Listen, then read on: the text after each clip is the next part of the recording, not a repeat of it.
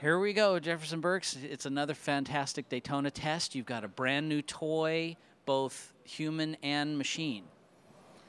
Yeah, definitely. Got a whole new arsenal. Come on, man. I haven't even heard the thing run yet. We got a new R1 that's completely different, clean sheet of paper design. It's got a completely different approach with the engine and the chassis as well. And so we're just working with Ben Bostrom, who's new to the Superbike this year. Obviously not new to Superbikes, but new to the Superbike this year. Just trying to get him kind of acquainted with the bike and trying to find a happy setting with the bike and get him comfortable so that he can do what he needs to do. Is there anything mathematically, geometrically that you can bring from your old bike to this one to start with? Yeah, you know, there's certain numbers that you can apply to any bike to kind of get it in the ballpark, and we've kind of done that with this bike, and it's responding differently than bikes past, so it's kind of interesting. It's sort of going in a different direction than I would have thought. Jefferson, this thing has a high center of balance, huh? Yeah, I'd say. You tell me. It does. Does it? Yeah. Okay. It's kind of neat for us. You know, we luckily have, you know, we've made some parts and we've kind of done everything that we can, you know, within the rules so far. Not everything that we can within the rules, but the rules that we knew, you know.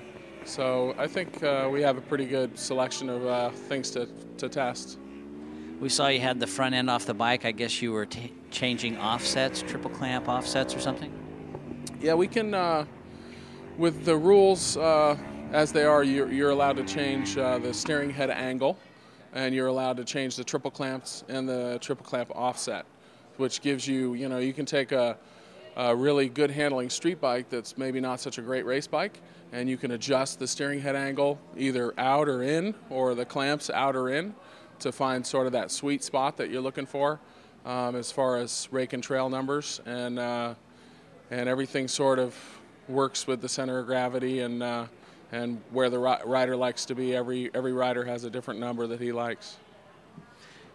You said that the bike is not, you went in one direction and it's not responding like you thought. Can you elaborate a little on that without giving away the store? Yeah, generally, most street bikes, you know, require a little more stability. So, you know, kick the front end out, pull the clamps back.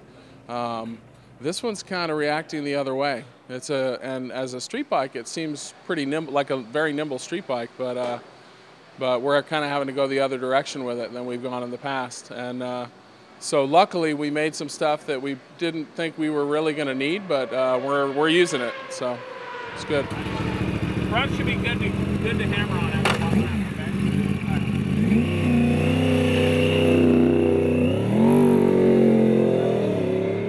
What will you have on tap today? You've had 2 days at it now. You're in for your third day. What are you looking to accomplish on the last day?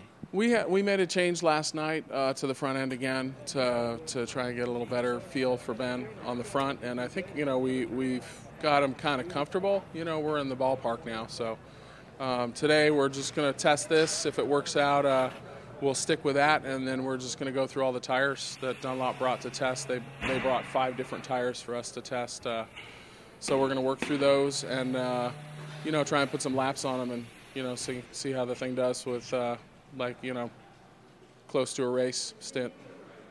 Last question, what's going to be the biggest hurdle or the biggest thing you've got to work on between now and coming back in March?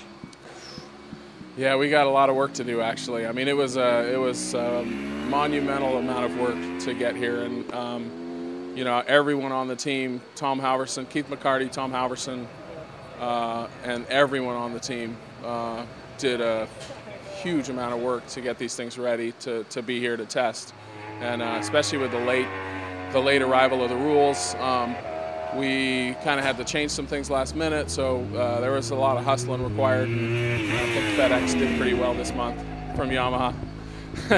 So yeah, it's you know, we have a lot of engine work. We have some chassis work to do. Just kind of refining the machine. You know, it's as I said, it's a clean sheet of paper bike, so it's brand new to us. So, you know, we just keep whittling away at it. Okay, Jefferson, tell us a little bit why this bike does not sound like a typical inline four. Generally, with an inline four, you have an even firing order, so the firing is even through the revolution of the crankshaft. With this bike, it's a staggered firing order.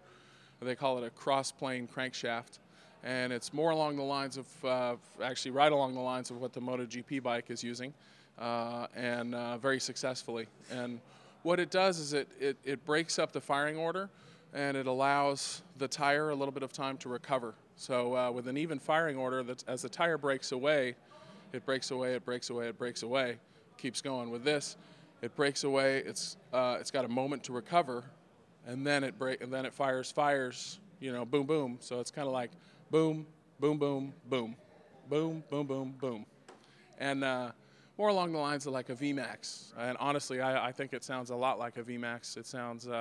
We have both bikes in the engineering facility at Yamaha, and it's hard to tell them apart. Honestly, when they fire up the VMAX, it sounds like this and vice versa. So. All right, well, we're going to fire this up and get some more sound. All right.